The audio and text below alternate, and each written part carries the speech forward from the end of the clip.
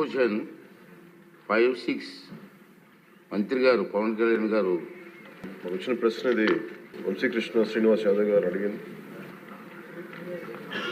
రెండు ప్రశ్నలు అధ్యక్ష. ఇది ఒకటి, విశాఖపట్నంలో కాలుష్య నివారణకు ప్రభుత్వం తీసుకుంటున్న చర్యలు. రెండవది, అందుకు సంబంధించిన వివరాలు ఏంటంటే, విశాఖపట్నం ఆంధ్రప్రదేశ్ ఈశాన్య తీరంలో యారాడు కొండలు, సింహాచలం కొండలు, పైరు కైలాసగిరి కొండల మధ్యలో ఉంది. దాని స్థలాకృతి లక్షణం కారణంగా దీన్ని తరచుగా బౌల్ ఏరియా అని పిలుస్తారు. ఈ కొండల కారణంగా శీతాకాలంలో ఉష్ణోగ్రతలు తక్కువగా ఉండటం వల్ల పరిశ్రమల నుండి ఉత్పన్నమయ్యే వాయు కాలుష్య కారకాలు వాతావరణంలో వ్యాపించకుండా భూమి ఉపరితలం మీదనే ఉండిపోతున్నాయి. గత కొన్ని దశాబ్దాలుగా విశాఖపట్నం గణనీయమైన పారిశ్రామిక అభివృద్ధిని చవిచూస్తుంది. ఇది పర్యావరణ మరియు కాలుష్య సమస్యలకు దారితీస్తుంది. ఈ నగరంలో ప్రధానంగా వాయు కాలుష్యం ఎక్కువగా ఉంది అధ్యక్ష. 1960 నుండి విశాఖపట్నం పోర్ట్ అథారిటీ, HPCL మొదలైన బహుళ రంగ పరిశ్రమల స్థాపన మరియు వృద్ధి ఈ నగరాన్ని భారతదేశ పారిశ్రామిక పట్టణంలో ఒక ప్రధాన పారిశ్రామిక కేంద్రంగా చేసింది. పారిశ్రామిక వృద్ధి ఫలితంగా చుట్టుపక్కల వాతావరణంలో ధూళి కణాలు, సల్ఫర్ డయాక్సైడ్, నైట్రోజన్ డయాక్సైడ్ ఉద్గారాలు మరియు ఇతర కాలుష్య కారకాల సాంద్రత పెరిగింది.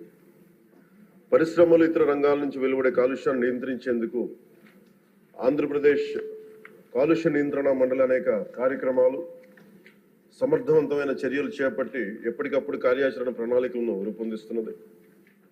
ఏపీపీసీబీ యొక్క చొరవ నగరాన్ని సల్ఫర్ డయాక్సైడ్ మరియు నైట్రోజన్ డయాక్సైడ్ కాలుష్యం నుండి విముక్తి చేసింది. అయినప్పటికీ ధూళి కణాల కాలుష్యం ఒక సమస్యగానే మిగిలిపోయింది.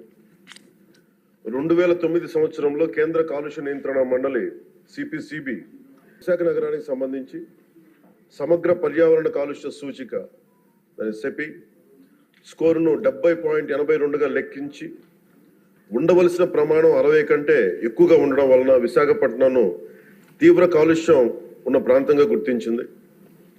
కేంద్ర పర్యావరణ మరియు అటవీ మంత్రిత్వ శాఖ 13/1/2010 విశాఖపట్నం బౌల్ ఏరియాలో పరిశ్రమల స్థాపనకు మరియు విస్తరణకు మారిటోరియం విధించింది.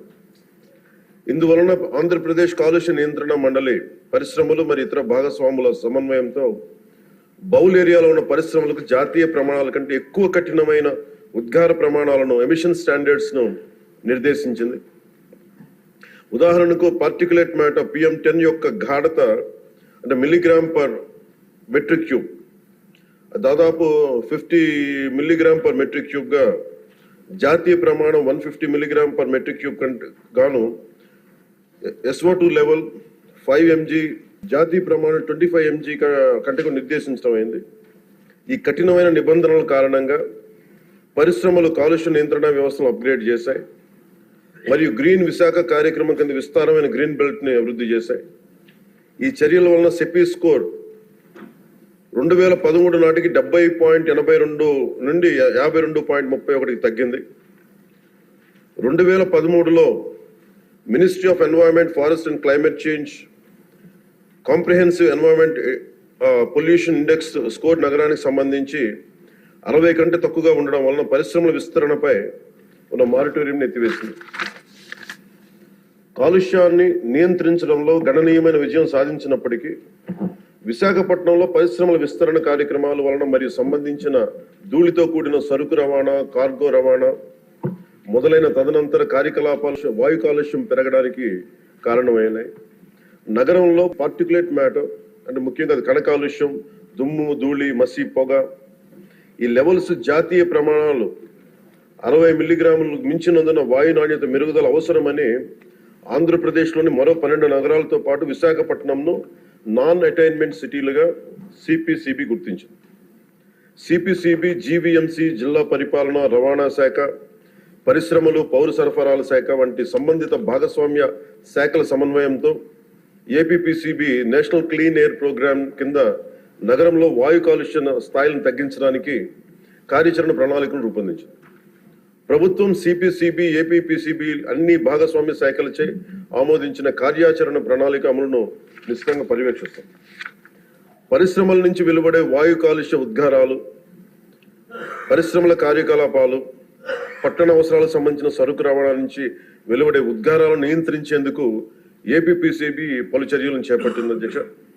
అంతేకాకుండా పరిశ్రమలు ఉత్పత్తి చేసి వ్యర్థ జలాలను శుద్ధి చేయడానికి తగిన సామర్థ్యం కలిగిన ఎఫ్లూయెంట్ ట్రీట్మెంట్ ప్లాంట్లను ఏర్పాటు చేయడానికి ఏపీపీసీబీ పరిశ్రమలను నిశ్చితంగా పర్యవేక్షిస్తున్నది. విశాఖపట్నం నగరంలో ఉత్పత్తి అయ్యే మురుగునీటిని జీవీఎంసీ నిర్మించిన 5 మేజర్ సువేజ్ ట్రీట్మెంట్ ప్లాంట్స్ ని 13 మినీ ఎస్టీపీలను మళ్లించడంతో పాటు నిర్దేశిత ప్రమాణాలకు అనుగుణంగా ఎస్టీపీ అవుట్లెట్ వద్ద కాలుష్య స్థాయిని పర్యవేక్షించడం ద్వారా నీటి కాలుష్యానికి అవకాశం లేకుండా వీలు కల్పిస్తూ ఉంది. జీవీఎంసీలో ఉత్పత్తి అయ్యే మున్సిపల్ ఘన వ్యర్థాలను వేస్ట్ ఎనర్జీ ప్లాంట్ శుద్ధి చేసి 15 మెగావాట్ల విద్యుత్తును ఉత్పత్తి చేస్తున్నారు అధ్యక్ష. దీనిని కాపులుప్పాడలో జిందాల్ అర్బన్ వేస్ట్ మేనేజ్మెంట్ ఏర్పాటు చేసింది. ఇది బహిరంగ ఘన వ్యర్థాల దహనం మరియు మున్సిపల్ సాలిడ్ వేస్ట్ డిస్పోజల్ సమస్యను తొలగించింది. విశాఖపట్నం నగరంలో కాలుష్య స్థాయిలను తగ్గించడానికి, మరిన్ని నివారణ చర్యలు చేపట్టడానికి, కాలుష్య మూలాలు మరియు సంబంధిత కాలుష్య కారకాలను సవివరంగా గుర్తించడానికి ఒక సోర్స్ అపాయింట్మెంట్ స్టడీని విశాఖపట్నంలో ఆంధ్ర విశ్వవిద్యాలయానికి అప్పగించడం అయింది. ఏపీపీసీబీ ఎప్పటికప్పుడు పరిశ్రమలను పర్యవేక్షిస్తూ వాయు కాలుష్య నియంత్రణ వ్యవస్థలను, వ్యర్థాలను శుద్ధి వ్యవస్థలను అప్గ్రేడ్ చేసి ఆపరేట్ చేయాలని ఎప్పటికప్పుడు ఆదేశాలను జారీ చేస్తుంది. Real time pollution monitoring systems ద్వారాను మరియు భౌతిక తనిఖీల ద్వారా పరిశ్రమలను ఏపీపీసీబీ పర్యవేక్షిస్తున్నది. ఈ చర్యల యొక్క వివరాలను అనుబంధంగా సభా సమక్షంలో ఉంచడం అయింది. పరిశ్రమల పర్యావరణ ఆడిట్ వ్యవస్థను కూడా ప్రభుత్వం ఏర్పాటు చేయనుంది. పరిశ్రమల్లో పర్యావరణ ఆడిట్ నిర్వహించడానికి భారత ప్రభుత్వం పర్యావరణ మరియు అటవీ మంత్రిత్వ శాఖ 2024 జనవరి 29న ఒక ముసాయిదా నోటిఫికేషన్ జారీ చేసింది. పర్యావరణ సుస్థిరత మరియు పరిశ్రమల వృద్ధికి నిబద్ధతలో భాగంగా పర్యావరణ చట్టాన్ని పాటించేలా చూడటానికి మరియు మెరుగుదల అంశాలను గుర్తించడానికి ఏపీపీసీబీ పరిశ్రమల్లో క్రమం తప్పకుండా పర్యావరణ ఆడిట్ నిర్వహిస్తున్నది. పరిశుభ్రమైన పర్యావరణ లక్ష్య సాధన కోసం ప్రజలతో సహా సంబంధిత భాగస్వాములందరినీ చైతన్యవంతం చేయడానికి ఆంధ్రప్రదేశ్ పొల్యూషన్ కంట్రోల్ బోర్డు మరియు ప్రభుత్వం చిత్తశుద్ధితో కృషి చేస్తున్నాయి. స్వచ్ఛమైన గాలి, స్వచ్ఛమైన నీరు, భవిష్యత్ తరాల శ్రేయస్సు కోసం సురక్షిత పర్యావరణ పద్ధతులతో రాష్ట్రాభివృద్ధి కట్టుబడి ఉన్నాం.